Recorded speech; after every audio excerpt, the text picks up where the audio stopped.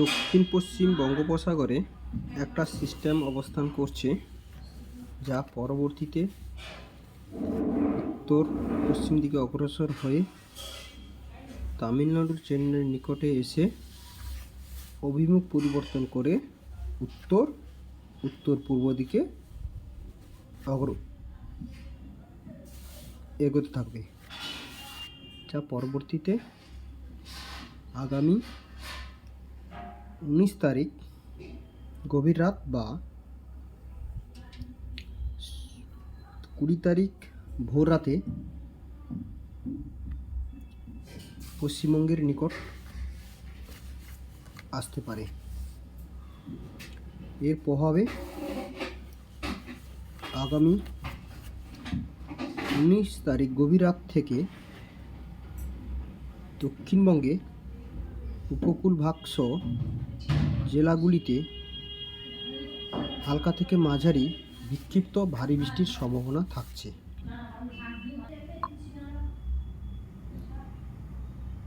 সমস্ত চাষি ভাইদের উদ্দেশ্যে বলা হচ্ছে, আপনারা ওই সময় খোলা মাঠে, খোলা আকাশের নিচে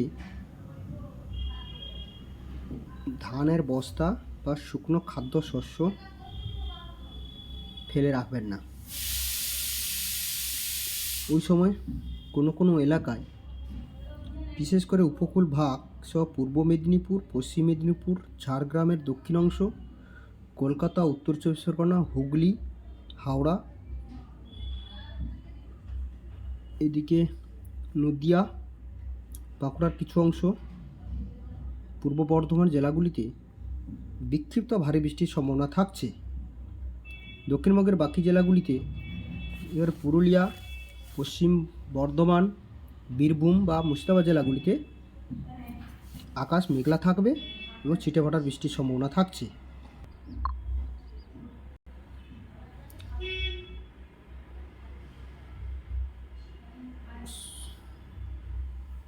সরকারি ধান ক্রয় কেন্দ্রগুলিতে যে খোলা আকাশের নিচে ধানের বস্তাগুলো আছে, সেটা অবশ্যই আপনারা বৃষ্টির হাত থেকে যাতে রক্ষা পায় তার সুব্যবস্থা করুন এবং ইট ভাটার খোলা আকাশের নিচে যে কাঁচা ইট আছে তাও ঢেকে দেওয়ার ব্যবস্থা করুন।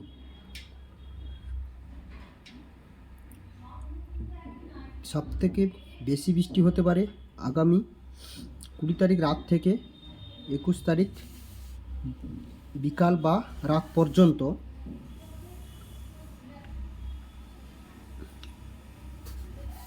সরকারি ধান ক্রয় কেন্দ্রগুলিতে যে খোলা আকাশের নিচে ধানের বস্তাগুলো আছে, যাতে বৃষ্টিতে ভিজে না যায় তা ঢেকে দেওয়ার ব্যবস্থা করুন এবং সমস্ত ইট ভাটা মালিকদের উদ্দেশ্যে বলা হচ্ছে, খোলা আকাশের নিচে যে কাঁচা ইটগুলো আছে তা ঢেকে দেওয়ার যায় তার ব্যবস্থা করুন। বিশেষ করে সবথেকে বেশি বৃষ্টি হতে পারে আগামী শুক্রবার গভীর রাত থেকে শনিবার সন্ধ্যা পর্যন্ত বা শনিবার গভীর রাত পর্যন্ত। এখানে দেখা যাচ্ছে স্যাটেলাইট চিত্রে শনিবার দিন এই যে লাল অংশে দেখা যাচ্ছে, ওই এলাকাগুলিতে বিক্ষিপ্ত ভারী থেকে অতি ভারী বৃষ্টির সম্ভাবনা থাকছে।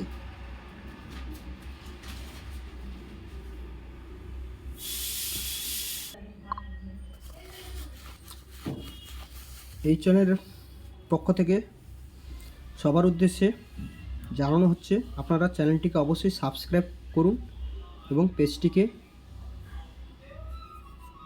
লাইক এবং শেয়ার করে রাখুন। সবার আগে পোস্ট পেতে অবশ্যই বেল আইকনটিকে প্রেস করে নোটিফিকেশান চালু করুন, এতে কোনো পোস্ট হলে সবার আগে আপনারা নোটিফিকেশান পেয়ে যাবেন। এই সিস্টেমের প্রভাব আগামী রবিবার 22 তারিখ থেকে মুক্ত হতে পারে। তাই 22 তারিখ ভোরে বা 23 তারিখ ভোরে পূর্ব ভারতের কিছু অংশে ঘন কুয়াশার চাদরে ঢাকা পড়তে পারে এবং দ্রুত তাপমাত্রার পতন হতে পারে আগামী 23 তারিখ সোমবারের পর থেকে। 25শে ডিসেম্বর থেকে আকাশ পরিষ্কার থাকবে, রোদ ঝলমল আবহাওয়া থাকবে এবং ঠান্ডার তীব্রতা থাকবে। আপাতত আজ থেকে আগামী রবিবার পর্যন্ত, অর্থাৎ 17 তারিখ থেকে 22 তারিখ দুপুর পর্যন্ত ঠান্ডার প্রকোপ কম থাকবে। আগামী 20 ও 21 তারিখে দিনের বেলা সর্বোচ্চ তাপমাত্রা এবং সর্বনিম্ন তাপমাত্রা প্রায় পার্থক্য কম থাকবে। এর ফলে সারাটা দিনের বেলায়, বিশেষ করে দিনের বেলায় শীতের কাঁপুনি থাকবে, রাতে গরম অনুভূত হতে পারে।